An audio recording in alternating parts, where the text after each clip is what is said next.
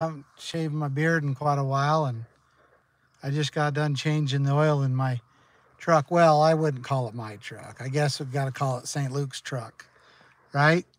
Somehow I've been able to hang on to it. Anyway, the whole bankruptcy thing is a crazy mess, but I thought I'd give you an update. Now, I do have to admit that I've told you the story about how I felt, you know, more than just inspired to go bankrupt, even though it's completely contrary to my,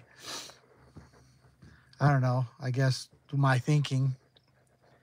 But when I was arrested last time in Gem County by the wonderful Sheriff Wonder. By the way, do you remember Sheriff Wonder when St. Luke's just kept piling service on me, and they kept sending the sheriffs there and dumping all kinds of documents on me. And finally, I trespassed them, told them not to come to my house. Well, then Sheriff Wonder made some statement, public statement, that they weren't going to serve me anymore because the tensions were getting high. And so then St. Luke's filed a writ of mandamus in the state courts, saying that they were going to, sue and litigate against Gem County if they didn't come after me or use the sheriffs to serve me and stuff. And the sheriff basically wrote a statement and talking about, I believe it was the county attorney, saying that the county could not afford litigation against St. Luke's, the largest institution in Idaho. And my response was like, so I can, I can afford it. And here the county's saying, we can't defend ourselves against St. Luke's. And so certainly we're not going to defend Ammon.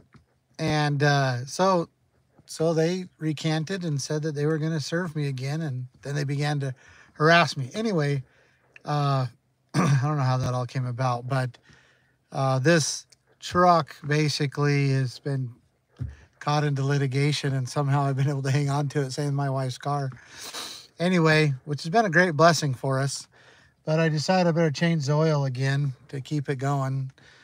So you can thank me later, Chris Roth. He's the CEO of St. Luke's. You can thank me later for changing the oil in this truck, keeping it maintained and taken care of. Anyway, I thought I would give you a little bit of an update. So, of course, I remember now. My mind is going in circles, I guess, because I was talking about Sheriff Wonder because I was arrested. And when they arrested me at the football banquet, right in the middle of the football banquet in Emmett, anyway, I'll keep my words. Anyway, Sheriff Wonder. Anyway. And anyway, I'm in a jail cell, right? They roughed me up a little bit, trying to prove how tough they are, and threw me in a jail cell. And I'm pretty bothered about the whole thing. I've been, just the way they did it. And, I've been arrested several times, and I'm just pleading with the Lord, asking him, how is this all going to pan out? And what's going to happen here? And anyway, the thought of bankruptcy came in my mind, and then I felt this peace, this strong peace that only God can give you. And thought it was very interesting because never in my life I thought I'd go bankrupt. And in fact, I'm in bankruptcy now, in the middle of it, not because of financial decisions that I've made, because of wicked people attacking me. But anyway, this process has been interesting because what's the date today? Is today the 16th, I think? Tomorrow, a year ago, I filed for bankruptcy. And I'm actually no closer now from getting bankruptcy than I was when I filed. In fact, I'm probably further away because through the process, St. Luke's has just piled on litigation, of course. And Holland Hart, Eric Stidham, and the boys over there at Holland Hart, they love this because they're billing hundreds of thousands of dollars, probably monthly, to litigate against me. And St. Luke's is just paying the bill. And, you know, they're probably, St. Luke's is ripping it out of some needing family's hands because remember, St. Luke's runs on primarily donations and government funding. So, you know, that government funding and those donations were not supposed to go to high paid lawyers to attack St. Luke's political enemies. They're supposed to go to families and children and people in medical need. So, you know, that's another great big con there. But anyway, Eric Stidham and those guys over there at Holland Hart, they're just billing tons of hours in this bankruptcy case. We're now up to, well, we're over 450 docket entries just in 1 year. And, you know, each one of those docket entries could be hundreds of pages. Not all of them, but, you know, a good amount of them are anyway, there's a lot of litigation going on. And because I filed bankruptcy, I have been replying and responding. And there's been some really interesting things that have come about. One thing that I have uncovered or discovered, or however you want to say it, is through the summary judgment process, because St. Luke's basically filed 2 lawsuits against me inside the bankruptcy. So they filed one lawsuit like in November and another one like in March. And the way these things work is basically they work like regular lawsuits. So someone files, they call an adversarial proceeding inside the bankruptcy, and they're treated like basically a lawsuit. And if they prevail, then then the court will not discharge the debt, the $53 million. Of course, if I prevail, then, you know, I guess ultimately I have to discharge. But that's what's been going on. And St. Luke's thought they had one in the bag, so they just filed for summary judgment. And we had a hearing on it.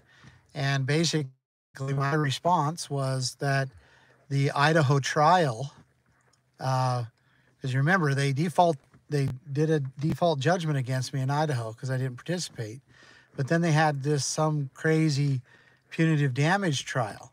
Well, they tried to use this punitive damage trial to convince the bankruptcy court that I had maliciously hurt the defendant or the plaintiffs, St. Luke's and the other parties. And basically they said that the only reason why I advocated for baby Cyrus, the only reason why it was to hurt them. Think about that. Then in the lawsuit side, they said the reason why I advocated for baby Cyrus is to get money and to get gain. So that's what they're saying. They're saying that I did it to get money and gain, and I intentionally tried to hurt them. There was no other reason I was doing what I was doing. And another thing I just heard, or just blows me away, is Judge Baskin wrote some things. She's an Idaho judge there. She was over the trial, and she says that no reasonable person would believe that Ammon Bundy did what he did for any other reason than to maliciously harm the plaintiffs. I mean, even my enemies, even those who hate me could see that I was advocating for that baby to get home to his mother and his father. And that, but she said there's no other reason, but I just did it to hurt them. I mean, that's how crazy the trial was and how crazy this court is. And, you know, Judge Baskin, I'm sure you'll hear this message at some point, but that is the most ridiculous statement I have ever heard. Come on. And it also shows that how biased that trial was, that there was nothing in that trial that was presented that I was advocating for baby Cyrus to get him home to his parents. Just unbelievable. Unbelievable. That's Idaho courts for you right there. Anyway, moving on. So I told you that during this process, I've uncovered some things. Well, my counter argument to the summary judgment was that the trial, well, first of all, that it was a default judgment. And then that the trial was a sham trial, that it was ridiculous, that Dr. Rachel Thomas lied to the jury about baby Cyrus's condition. Proven fact. She even said, this is a healthy baby with no interventions. She said that he doesn't need to be in all of this, talking about the hospital. The plan was to send him home with foster parents, and she only transferred him from Meridian St. Luke's to Boise St. Luke's because they were trying to evade the protesters and get him with the foster parents. And that she says that in her own medical records. And of course, Dr. Natasha Erickson threatening the family with CPS when they came to her for help. They lied about that to the jury. And of course, you know, I've mentioned that Dave Burkhart, he's some whack job out of some organization in California, some liberal wacko organization out there. And but he's, you know, he's got a decent amount of influence, and they called him as a special witness and said that I was in a firefight with law enforcement. I mean, that's what the things. And then they talked about me being a white supremacist and promoting, you know, all these crazy things. I mean, baby Cyrus is half Hispanic. I mean, you know, he's a mixed race.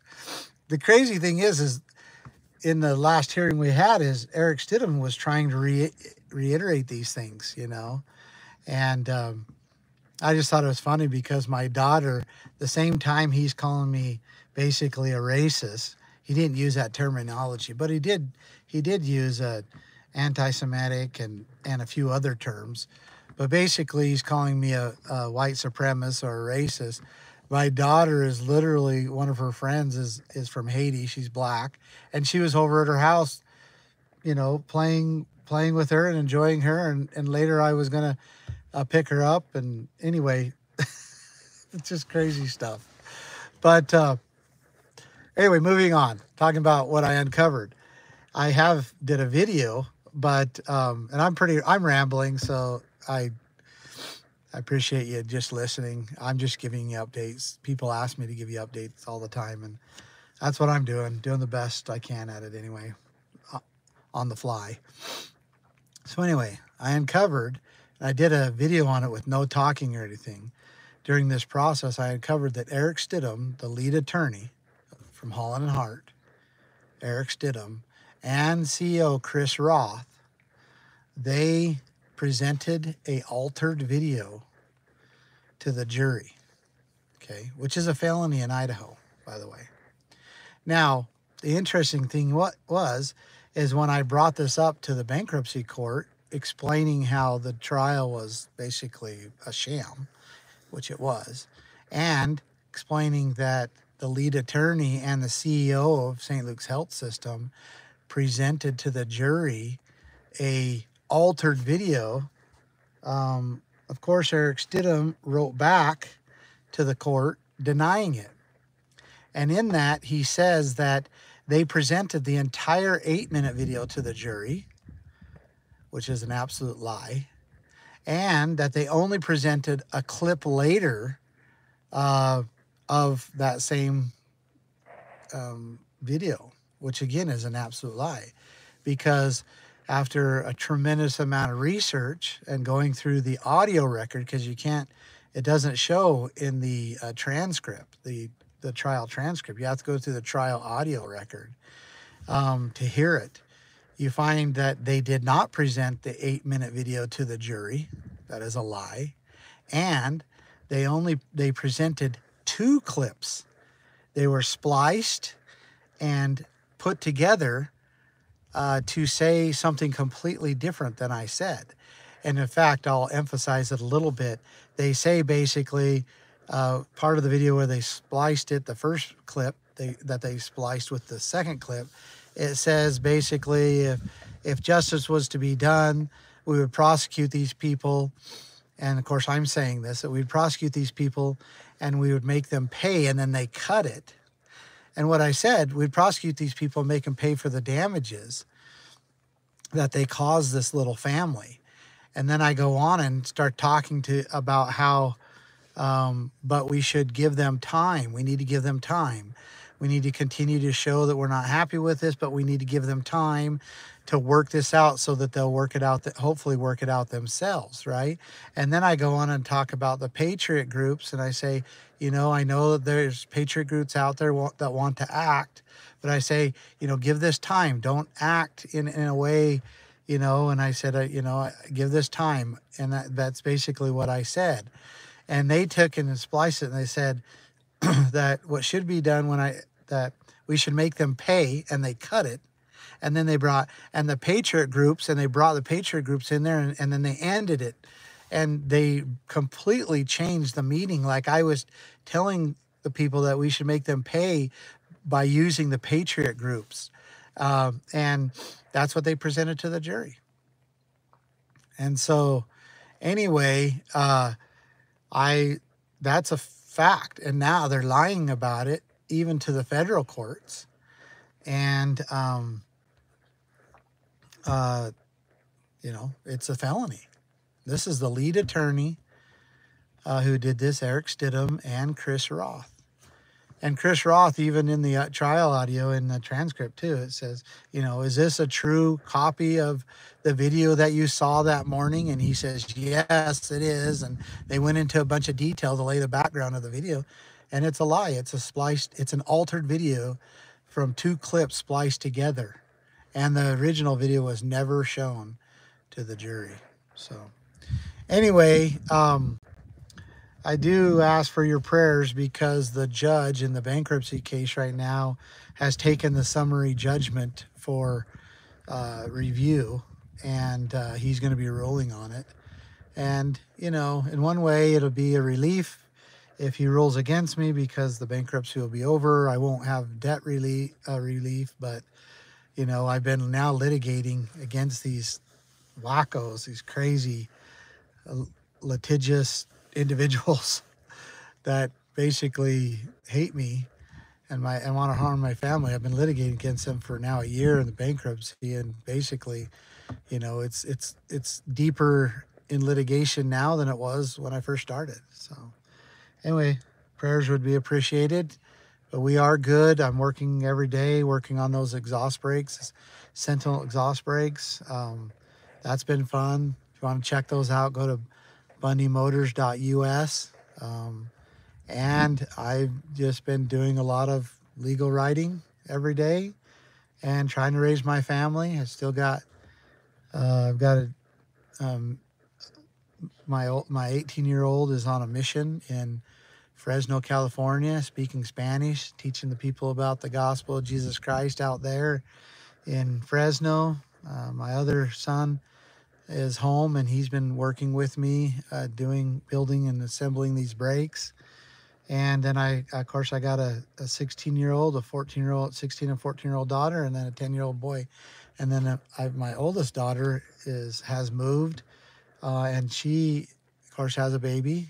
He's 2 years old, and she's pregnant again. So that's life. But the pressure gets to us sometimes, but most of the time we're sustained by just knowing we're trying to do what is right. So thank you for your time, and I'll probably wait another month or two before I ramble again, but I just really felt like I needed to give you an update. So thanks.